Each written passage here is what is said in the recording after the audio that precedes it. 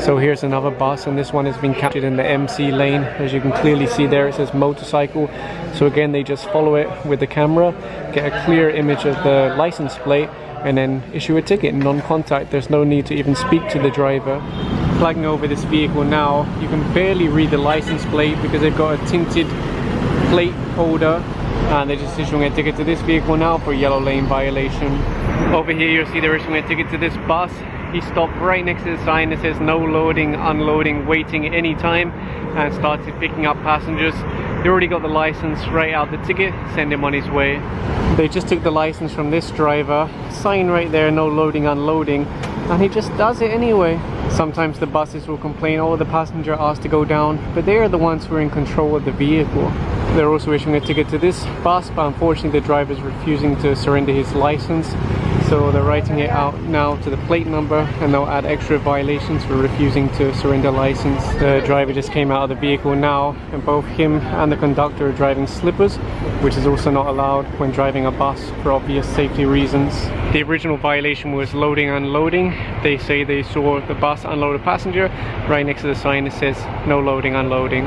It looks like the driver is now surrendering his license because he's worried about extra penalties. Actually, they were asking, oh, maybe you can just make it disregarding traffic sign, because they know it's only 150 peso, but they're not going to give a lesser violation after being given the runaround, after being, you know, basically having their time wasted. So yes, he surrendered his license, but he's wasted a lot of time. And I just called that on camera. They just loaded a passenger again 30 seconds after being ticketed for it. And over here they're writing out one more ticket for this little green tricycle. Thankfully the driver has a license and all the relevant documents. And the team have now apprehended these two tricycles. Of course they're not allowed on EDSA, and per the DILG recent memo, they're not allowed on any national road. Aside from not being allowed on EDSA, driving in slippers is a dress code violation. Unfortunately the tricycle doesn't have a plate, and the driver said it's not registered. The driver wasn't able to show a license, but he has a handful of unpaid MMDA tickets. What some tricycle drivers would do is pay an LGU enforcer, hey, write me a ticket with a fake name, fake license number. Then when they get called by the MMDA, they give the LGU ticket and say, oh, they confiscated my license. Then they get ticket, all to fake details, and then they just throw them away and forget about it.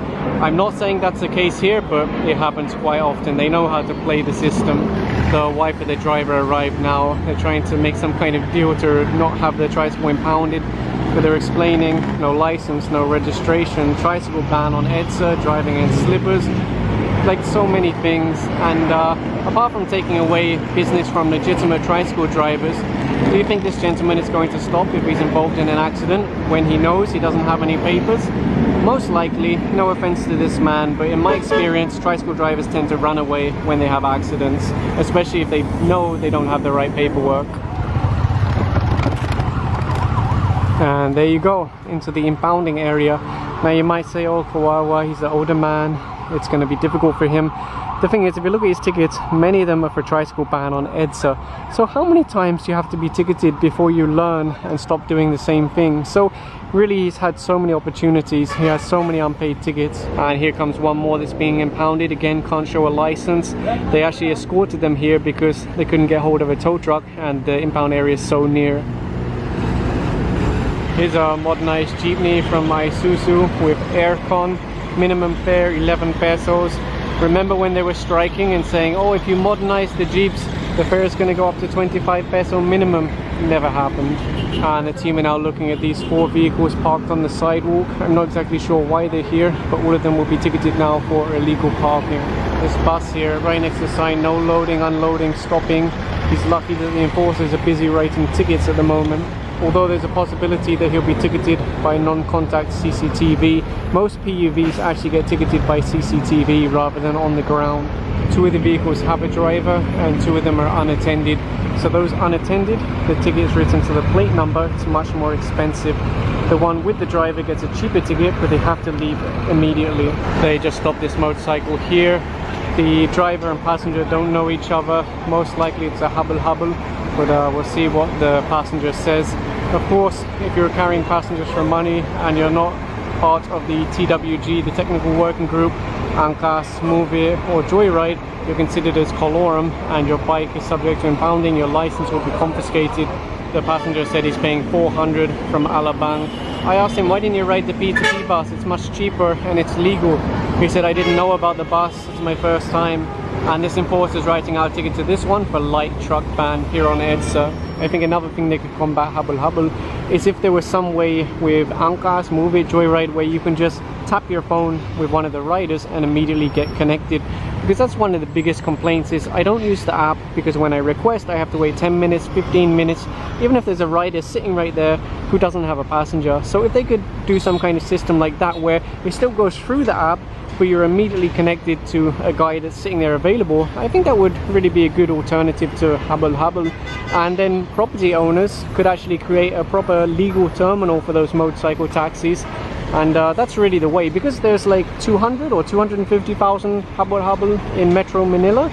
So you're never going to get rid of it unless you legalize it, regulate it, make it safe for everyone. That's the idea here, is to actually make it safe. In fact, here's a perfect example. You probably heard the bus honking, although looks like he will be able to make this one.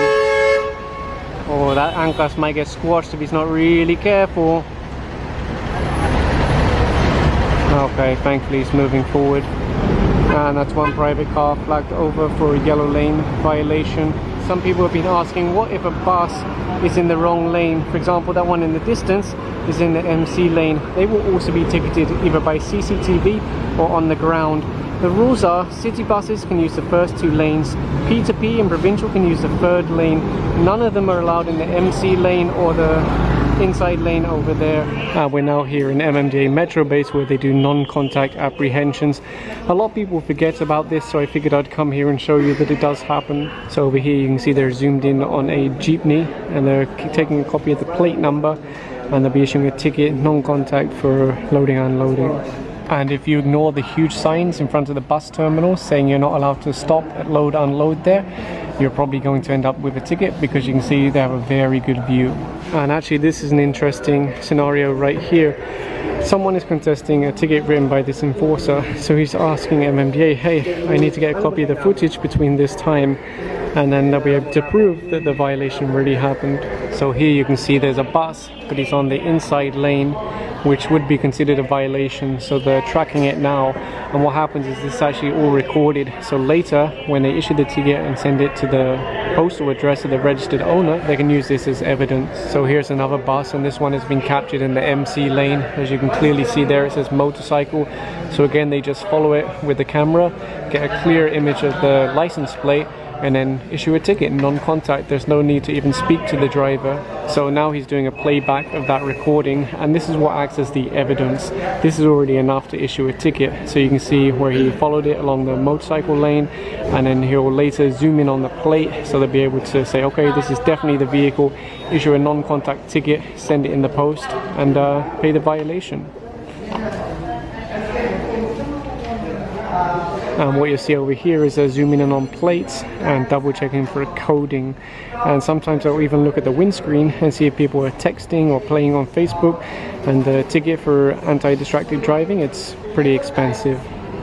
And here's something interesting also. They listen to the radio, and whenever they call in an incident, for example a crash or something like that, they log it. So the time, the location, the vehicles involved.